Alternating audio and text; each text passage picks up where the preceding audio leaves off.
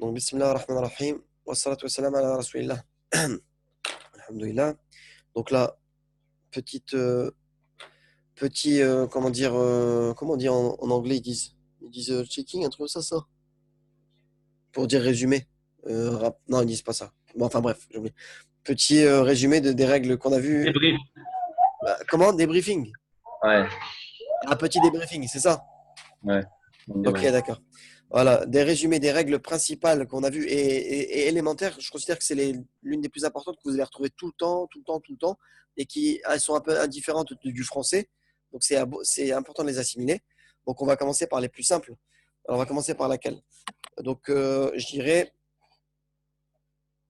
Alors si vous voulez noter, notez, hein.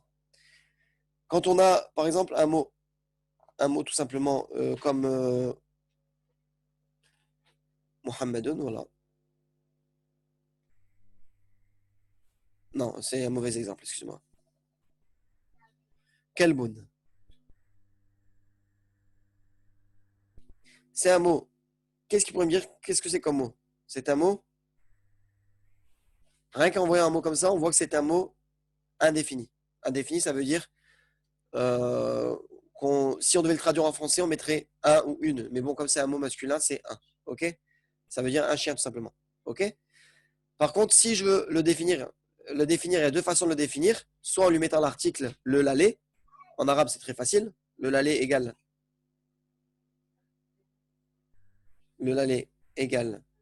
alif lam tout simplement. Ok? Ou soit avec l'idafa. L'idafa, on va le voir tout de suite, c'est ce qu'on appelle l'annexion. Le chien de Mohamed, par exemple. Ok? Donc là, si je le définis, je vais écrire le chien avec le alif lam. Hop, je mettrai mon alif lam plus quel kelb. Ça me donnera quoi? El, quel. Et qu'est-ce qu'il peut me dire ce qu'il y aura à la fin? Un ou. Kalbou. Jamais de tenwin quand il y a un alif lam. Retenez-le, c'est hyper important. Ok? Ça, à retenir, c'est l'une des bases, des bases, des bases. Ok? On va passer, on va passer à la, on va passer comment dire, au fait de le définir ce mot-là avec une idafa, avec une annexion. Donc on passe à l'annexion. Al-idafa. Al-idafatu. Al-idafatu. Idafa. L'annexion. Il y a deux N, je pense. Ouais. L'annexion. Qu'est-ce que c'est que l'annexion? Bah, c'est juste le fait de dire le chien de. Regardez, le chien de Omar, par exemple. Comment on va traduire cette phrase-là? Le chien de Omar? Eh bien, ça donnera Kelbu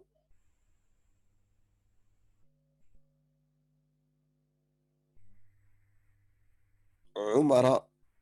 Bon, c'est pas le bon exemple parce que j'ai pris un mot, Mamnou min as-sarf, mais je vais vous expliquer tout de suite avec le deuxième exemple. Umara. Ça, ce serait le chien de Omar, ok? Comment on pourrait dire le chien de Nadir? Avec Nadir, ce sera plus facile. Ou le chat de Nadir, voilà. Qittu. Qittu.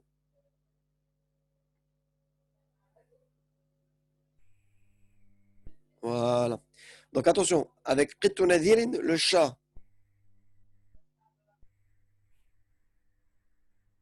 Le chat de Nadir, c'est cette phrase-là, hein, on est d'accord? Eh bien, on va énumérer les règles. Regardez, avec des flèches. Ça c'est le premier terme, et ça c'est le deuxième terme. Premier terme, je vais mettre les règles importantes liées à ce premier terme, il y en a deux. Toujours, jamais de tanwin.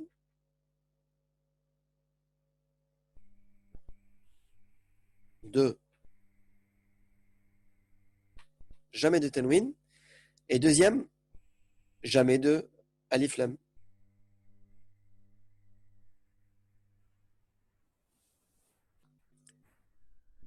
De alif, je l'écris comme ça. Vous savez très bien que c'est ça, hein. Vas-y, vite. Non, je peux pas, je suis en cours, je peux pas. Voilà, ça c'est le premier terme. Deuxième terme, qui est ici. Alors, 2 et 1. Il y a une seule règle pour celui-là. Si je me souviens bien, toujours en I, c'est ça, hein? Ouais. Une seule règle à Astérix. En état, c'est comme ça qu'on dit, en état de raf'a. Voilà. En état marfou'. En état de jar, pardon. Jar. Majrour. Majrourun. Qui veut dire I en général. Je dis bien en général, hein. I. Là, alors, ça c'est comme si on avait ma lettre. Je mets un I. Ou in. Peu importe l'état. Parce que là, en fait, si vous voulez, le mot là, c'est-à-dire c'est un mot défini. Encore une fois, l'exemple qui est là, c'est pas l'exemple adéquat. Mohamed, justement, désolé, je te coupe. Est-ce que tu aurais une idée en fait, sans un prénom derrière? On Ouais, dirait le justement, chat de. bah ouais, voilà, c'est ça que j'aurais dû faire ça dans un autre mot. Le chat de, Du hein, jardinier. du jardinier, Non. du voisin. Le voisin n'a pas vu, pas encore. Le chat d'un enfant. Le chat d'un enfant, Le chat exactement, de l'enfant. exactement. Voilà. Donc souvent on est confronté à la traduction d'un mot ici qui est soit au féminin, soit défini. Par exemple, le chat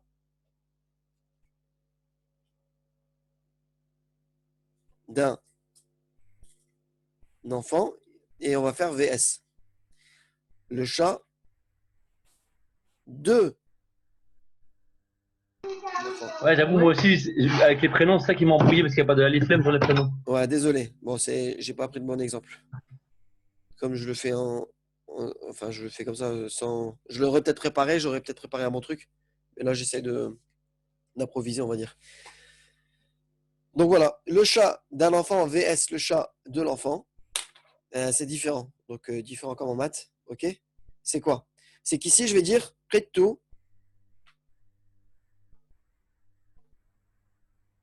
Qittu, Waladin. Et ici, je vais dire quoi? Qittu al Waladi.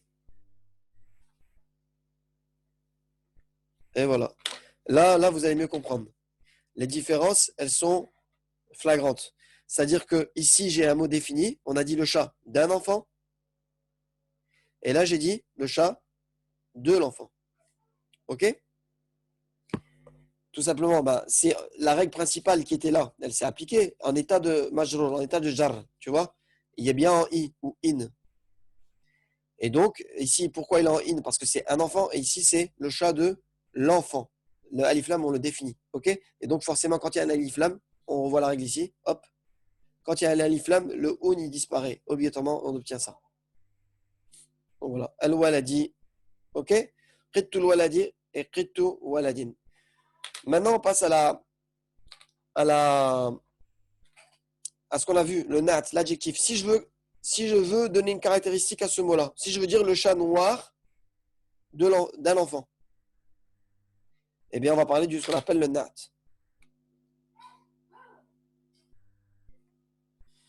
Un nat. Un natu. OK? Un natu, c'est quoi? Je pense qu'on dirait c'est un adjectif qualificatif.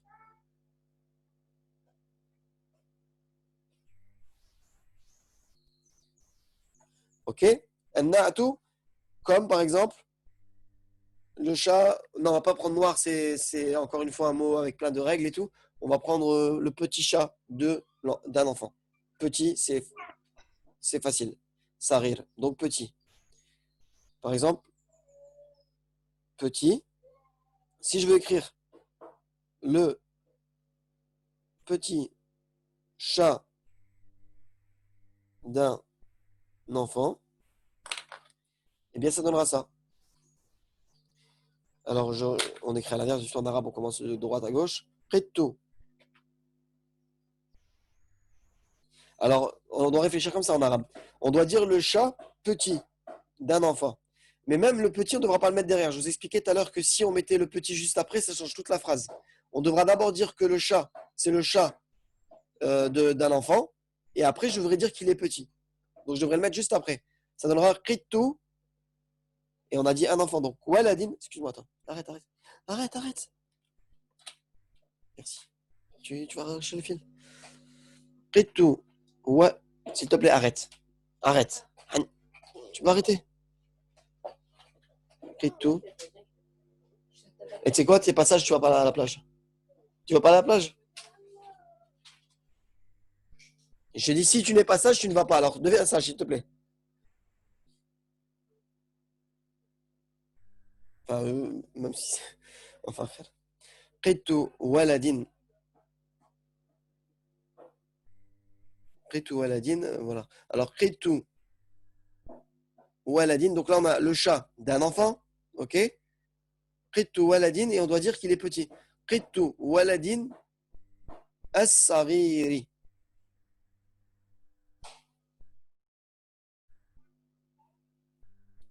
As-sariri.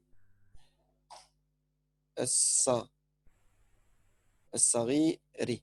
Donc, Qitu waladin as-sariri. Pourquoi? Ici, j'ai le chat d'un enfant, mais qui est petit. Pourquoi on sait que ça se reporte à ça et non pas à ça? Parce que la règle du nart, le nart, en fait, si vous voulez, il a 3 règles.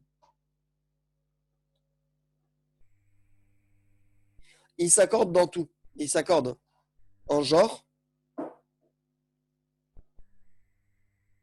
Alors, il s'accorde en genre, donc féminin, masculin. Il s'accorde en, comment dire, en nombre. Donc, un ou... Non, même pas. Non. En nombre, ce serait le pluriel. Ouais, même ça s'accorde. Mais le... Attendez. Ketunadirin. Non, voilà. En genre, je ne sais pas comment on dit en français, quand quand il est déterminé. Quand il est déterminé, il sera déterminé. Alors, il sera identique. Non, je vais prendre un autre terme. C'est pas qu'il s'accorde. Il sera identique. Il sera identique en, en genre, au fait qu'il soit déterminé ou indéterminé. Et le dernier, déterminé, indéterminé. Et le dernier, c'est donc masculin, féminin, déterminé, déterminé. Et en état, voilà. Et en état. Est-ce qu'il est en... S'il est majrour, mansoub, voilà, là je vais mettre des petits signes. A ou I. OK? 3 Est-ce trucs. que Mohamed, si ça te dérange pas, c'est important, je viens de dire, nous maintenant à côté aussi, Mansoub, c'est en ou, parce que c'est que Non, pour les... mansoub, c'est en A. Ça, c'est Ah, mansoub. Mansoub, ah, non mais, est-ce que quand tu fais les règles, tu sais, Yarfa'u al-Mubtada ou Yansib al-Khabar, ça sera important pour nous? Ouais, mais ça, c'est encore deux autres trucs qu'on va voir là tout de suite. Et Ouais. après, on arrêtera, Inch'Allah. Ça, je pense que c'est toutes les règles principales, on les a vues. Donc, mansoub, ici, ça sera marfou, marfou. Et ici, ça sera majrour. Mansoub, marfou, majrour. OK? Donc, regardez, Qittu waladin as-saghiri, le petit chat d'un enfant. Et si je veux dire le petit chat de l'enfant, ben, ça sera simple. On devra mettre alif lam ici. Alors, le petit chat de l'enfant,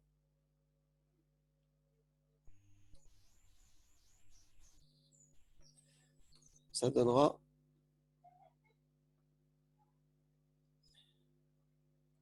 Qittu al-waladi. Non, le petit chat de l'enfant, pardon. De l'enfant. Qittu al-waladi. Et bien sûr, pas de tanwin. Qittu al-waladi as-saghiri. Ri, toujours. As-sariri. Pourquoi en fait on a mis alif lam ici? Pourquoi on a mis alif lam ici? Parce qu'en fait, il est défini parce que lui, ce premier terme-là, il est automatiquement défini par l'annexion. On sait qu'on parle du chat de l'enfant. Même ici, il est défini comme, même si on parle du chat d'un enfant, il sera quand même défini. Comme il est défini, c'est alif lam. Comme il est en ou. Non, excusez-moi, je vous ai dit une grosse bêtise là, je m'en rends même pas compte. Qittu waladin as-sari ru. Grosse erreur que je rectifie là en direct. Qittu waladi as-sari ru. Voilà. Parce que ce que je viens de dire, c'est contraire à toutes les règles que je viens d'énoncer. Donc, et regardez bien. Qittu, il est défini par l'annexion, je lui mets un alif lam. Il y a un ou, je lui mets un ou. Et enfin, il est en état de. Non, ça c'était l'état. Et il est défini. Ben, ça je l'ai dit, défini. Ou, et qu'est-ce que je n'ai pas dit alors? Ah oui, le genre. Et il est masculin. Je laisse le mot masculin. Est-ce que c'est clair? Parce que là, je vous ai embrouillé là, en ayant mis un i pendant un bout de temps, je vous ai embrouillé, je crois. J'espère que c'est clair, non?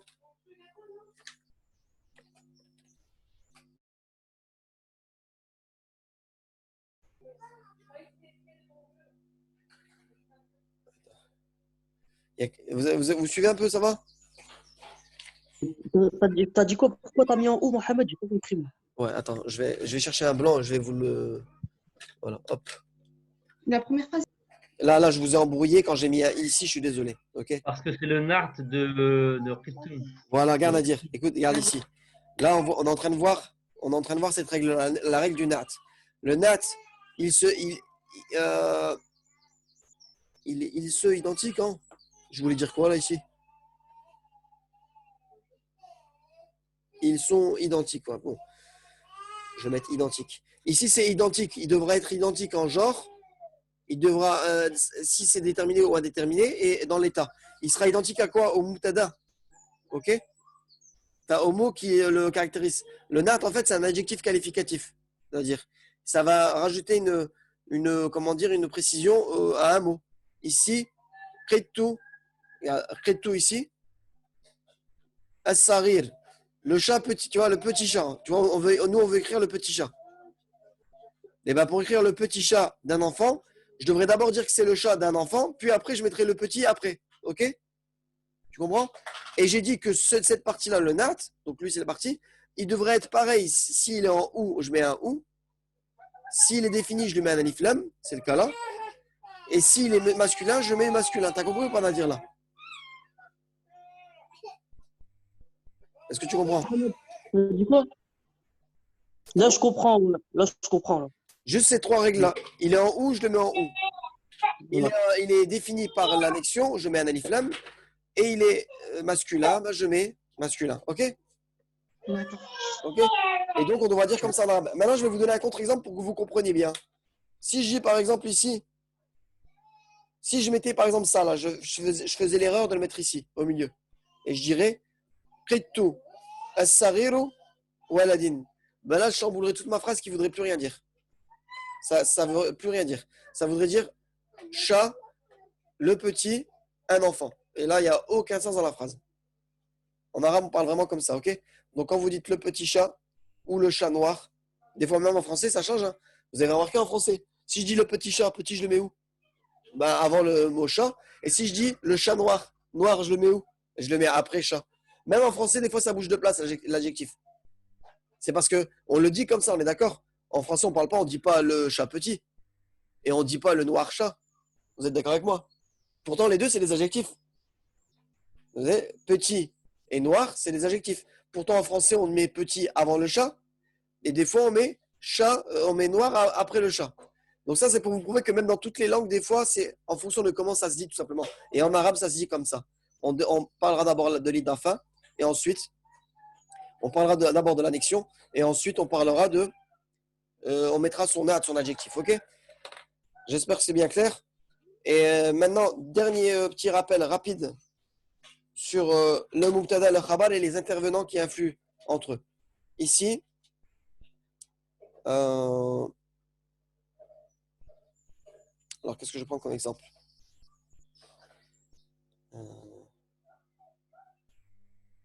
Karimun.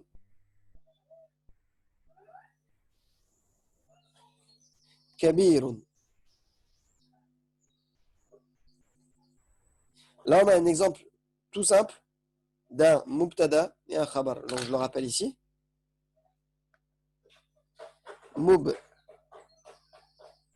Mubtada et khabar. Mubtada et khabar, ok? En français, c'est sujet ou début. Sujet ou, comment ils appellent ça? Attribut. Et ici, c'est mon khabar, c'est mon information ou le complément, ok? Jusque-là, tout va bien. Ici, j'ai une phrase nominale complète. Donc, je rappelle ce que c'est que la phrase nominale. C'est une phrase sans verbe. Mais en arabe, comme en français, j'avais donné des exemples la première fois dans les premiers cours. En français, ça existe des phrases nominales aussi qui ont un sens. Genre, départ du train dans 20 minutes. Vous regardez dans la phrase, il n'y a aucun verbe. En arabe, c'est plus courant. C'est beaucoup plus courant. En arabe, on aura toujours, souvent, on aura le mubtada et le khabar et il n'y aura jamais de verbe. Mais il est sous-entendu le verbe. Si on veut traduire, ça donnera Karim, donc c'est un prénom, je précise au cas où. Karim est grand. Et là, ça sera sous-entendu est. Ok? EST. EST sous-entendu. Ok? Maintenant, en fait, je vous parlais de deux groupes tout à l'heure. On a vu la première fois un groupe, alors je vais l'entourer, et un autre groupe. Regardez bien ce schéma. Hein. Dans le premier groupe, on parlait de Kana et de Laïssa. Eh bien, fait Nahou, dans la science du Nahou, on a ce qu'on appelle les frères de Kana. Les frères de Kana, on va les appeler comme ça. De Kana. Il y en a, allez, il n'y a pas plus de 10. Donc il y a Kana, il y a Laïssa, et ainsi de suite. Il y a Manfakka, Mafatiha, il y a Asbaha, et ainsi de suite. On ne va pas tous les mettre. Nous, on a vu pour l'instant que ça et ça. Donc, Mohamed, oui. 2 minutes, je te coupe. Comment tu traduis Kana? Kana, c'est le verbe être. Ok. Kana, c'est était. Il était. Kana, Muhammadun, il était. Muhammadun était, ainsi de suite. Ok? Donc, Kana, Laïssa, on en a que deux. Pour l'instant, on n'a vu que deux.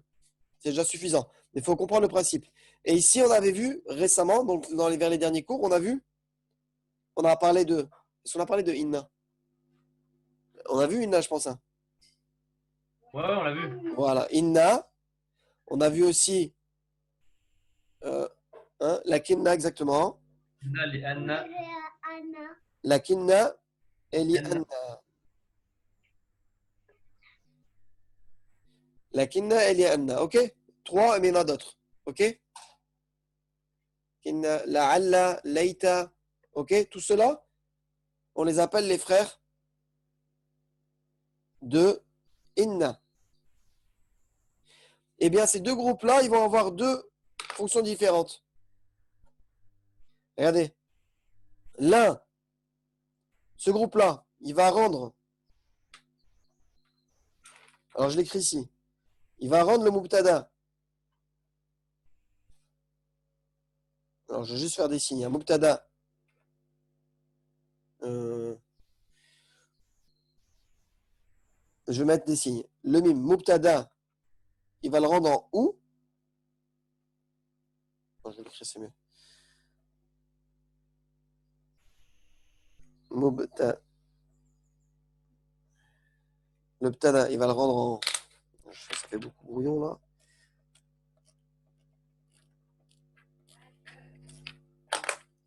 Il va le rendre en ou. Et le khabar, il sera en a. Ok? Regardez. Mubtada, il sera en ou. Et le khabar, il sera en a. Donc si je mets kana dans ma phrase ici, si je rentre kana ici là-dedans, et en arabe, je vous dis, on peut le mettre soit là ou soit là. Le mieux, c'est de le mettre là. Mais pour l'instant, en tant que débutant, vous le mettez là. Ça donnerait karimun, kana. Et aussi, on applique la règle, regardez. Kabiran, exactement. Bien sûr, c'est a ou an. Hein. Je ne vais pas tout m'étaler, mais vous compreniez, c'est tout. Et là, c'est l'inverse. Cela, il est différent de celui-là. C'est l'inverse. Il va rendre mon mubtada ici.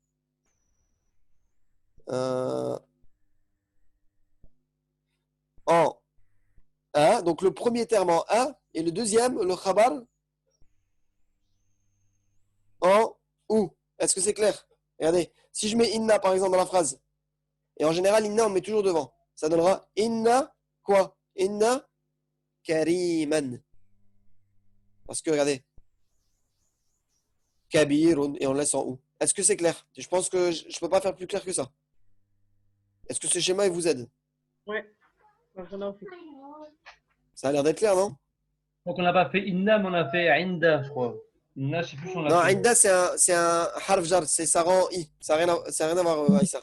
Je sais plus si on l'a fait inna en fait, je te dis on ira. Bon, on a fait la kinna, c'est sûr. La kinna et l'Ianna. Ok? Mais en tout cas, c'est les frères de Inna. Parce que je vous en avais parlé. Mais Inna, c'est certes. Hanifa, on va y aller. Qu'est-ce qu'il y a? Si on l'a vu, on l'a vu. Inna, certes, ouais. Dans quelques minutes, j'ai terminé. Ok? Donc voilà. Ça, c'est important. Essayez de le retenir, essayez de le noter comme il est. L'améliorer si vous voulez. Mais vraiment, c'est pour que vous fassiez une visualisation. Et maintenant, ah ben là, c'est fini. Voilà. Il n'y a pas plus grand chose. J'espère que ça a été clair. Je m'excuse. Excuse-moi, Oui. est-ce que tu pourras faire une photo de cette feuille et la mettre sur le groupe, s'il te plaît? Inch'Allah, vas-y. Il n'y a pas de souci. Le temps que vous le copiez, vas-y, il n'y a pas de souci, Inch'Allah. De toute façon, Ouais, ça serait cool. je mettrai la vidéo en ligne et vous pouvez aussi faire pause à cet endroit-là, tout simplement. Vous faites pause et. Voilà, je sais Ah pas ouais, si- ouais. Hein, Nadir, ça va ou pas? Ah ouais, c'est bon, on est en train de le recopier là. Alhamdoulilah. Donc, retenez bien ça, regardez. Cette page-là, je pense qu'on a vu d'autres règles. Moi, on a vu les principales. Regardez. L'alif lam, enfin, le défini, indéfini. L'idafa, donc en classique ici, avec les règles ici. Et après, avec un mot indéfini et un mot défini en deuxième position. Et ensuite, on a vu le nat, quand on le rajoute à une phrase comme ça, à une idafa. OK? Et après, Ouais, aussi, si ça te dérange pas de les prendre en photo, de les mettre dans le groupe, Inch'Allah, les deux feuilles, Inch'Allah. il n'y a pas de souci. Je mettrai ça dans le groupe. Et je vous ai dit, la vidéo, Inch'Allah, je la mets en ligne dès que je peux. OK? Dans l'après-midi, Inch'Allah. Ou ce soir. OK? Et essayez de bien retenir ça pour qu'on puisse avancer les prochaines fois. Donc, pour les prochaines fois, on va entamer, on va terminer les corrections d'exercice, bien sûr. Et on fera la nouvelle leçon. OK, Inch'Allah? Et je vous invite à apprendre votre vocabulaire par cœur. D'apprendre ces règles-là par cœur aussi, d'essayer de les comprendre et de les retenir. Quitte à refaire des exercices pour vous entraîner. Ça veut dire que là, cette semaine, vous êtes en semaine cool, il n'y a pas de devoir. Mais l'idéal, c'est que vous révisiez. Si vous voulez aller de l'avant et apprendre ce que vous faites. Parce que c'est sûr que si vous faites rien du tout, ben, ça va passer d'une oreille à gauche aujourd'hui et ça va ressortir de l'oreille droite. OK? Donc voilà, sur ce, Inch'Allah, je vous souhaite tous bon courage et qu'Allah vous facilite et je demande à Allah qu'il vous assiste dans vos démarches et vos efforts. OK? Amen. Voilà. Et cherchez toujours la satisfaction d'Allah, Inch'Allah. OK? Amen, barakallah. Allez, salam alaikum, barakallahu fikum. À plus tard, Inch'Allah.